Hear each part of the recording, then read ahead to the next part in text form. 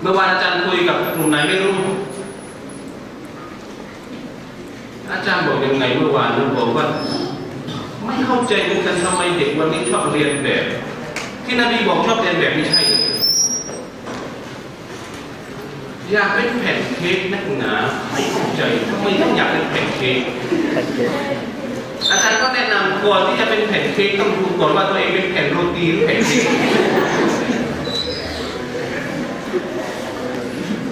ต้องดูต้องมองตัวเองให้ออกถ้าเราเป็นแผ่นโรตีไม่ต้องเป็นแผ่นเค้กเถอะขอร้องเป็นอาอิชะห์เป็นฟาติมาเป็นอามีนาดีที่สุดแล้วนะครับต้องแค่นั้นก่อนอาจารย์เนาะอาจารย์ต่อแล้วกันครับเอาแค่นั้นก่อนผมไม่อยากให้อาจารย์เหงา ก็คิดว่าจะกินเค้กกินโรตีartinya kalau terlihat daripada segi cara yang untuk menghancurkan Islam ini pun satuนะครับเมื่อกี้อาจารย์ก็เอาตัวอย่างของผมแล้วก็มาสานต่อ kalau tengok kepada cara atau musuh Islam menghancurkan Islam berbagai-bagai jenis berbagai-bagai rupa berbagai bentuk tapi yang saya nak di sini saya nak di sini sebab apa boleh jadi kita lumpuh sangat mudah tunggu Melayu kapau ngimpok tunggu mudah tunggu lah sebab itu tak ada heran lah Nabi SAW kata kalau lah al-Yahud wa Nasar kita masuk betok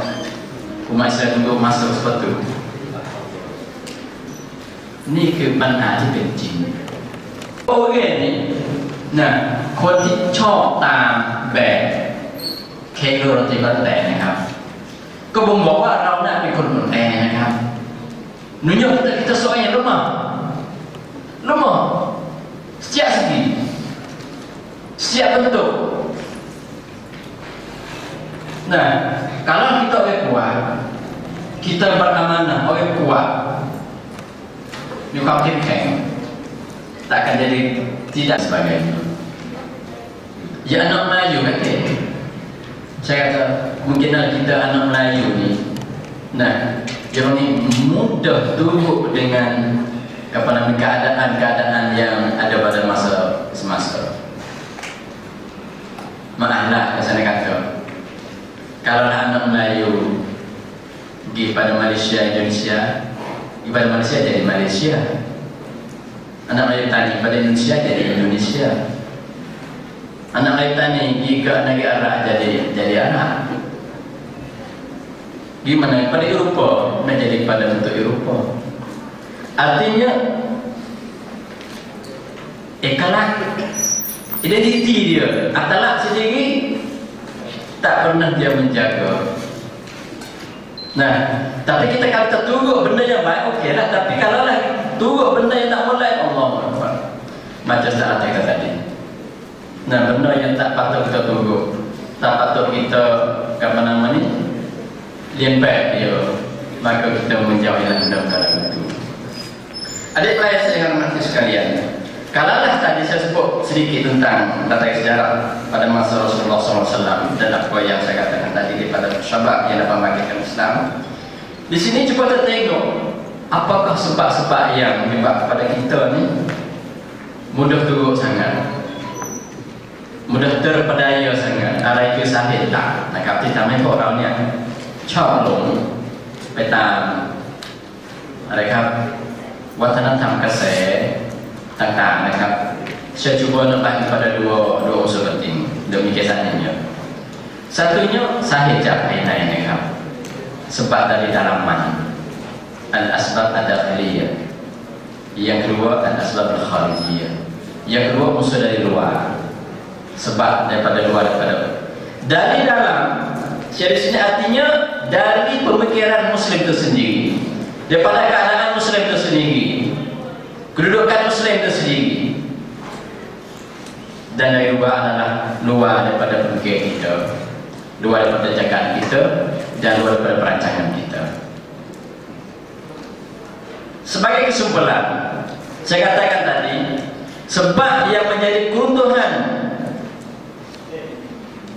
pemuda-pemudi kita. Nah, sebab dalaman di antaranya satu,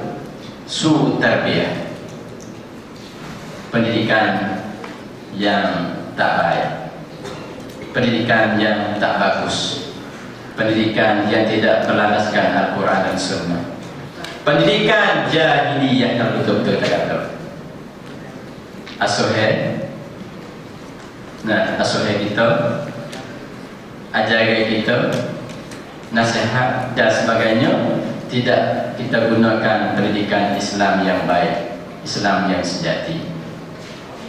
Duduk dalam rumah tangga, duduk dengan ibu bapa, duduk dalam masyarakat, duduk dalam sekolah, kadang-kadang tarbiyahnya jahat, tarbiyahnya turun, tarbiyah tidak ada kemurnian dan akhlak yang mulia. Sebab itulah Rasulullah SAW dia jamin bahwasanya anak-anak yang baru lahir tetap lahir di atas fitrah. Kullu mauludin yuladu ala fitrah. Anak-anak dia tiga main-main dia nak tisu ke dua teman jahat di bawah risau nak.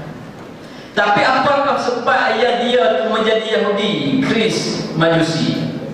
Sebagai contoh, kau ni pen Jiu, kau ni pen Muslim, kau ni pen Kris, ada itu sahih nak.นั่นก็คือตัดยะนะครับนั่นก็คือแวดล้อมนะครับ dididik ibu bapa situasi yang di sekeliling di al-bi'at muhitan billahi tabi'il syabab, patut pula masyarakat yang menggalak dia sebagai seorang yang juga tempat juga. Bukan saya kata bahawa masyarakat juga belakang, tak pasti. Tapi kebanyakannya adalah masyarakat yang baik, keluarga yang baik, didikan yang baik. InsyaAllah ta'ala anak yang dilahir akan menjadi anak yang soleh. Umar bin Khattab radhiyallahu anhu sebagai seorang yang bengis, bunuh anak dan sebagainya. Sebab apa dia jadi begitu? Kita cuba tengok hadis saja sebagai dasar. Artinya hidup dalam masa jahiliyah. Orang yang bengis, orang yang kasar, orang yang pernah bunuh anak dan sebagainya. Tapi apabila hidup dalam Islam, Masya Allah, daripada seorang yang tak terpakar sekali, seorang yang bengis sekali, seorang yang begitu dan sebagainya, akhirnya menjadi seorang pemerintah yang adil,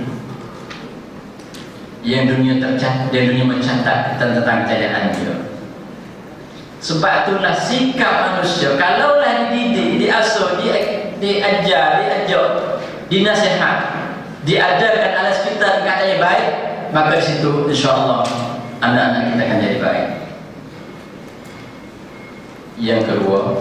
al-jahd bil-ilmi din, bil-ilmi din atau bil-ilmi ad-din, iaitu kita tak mengerti, jahil,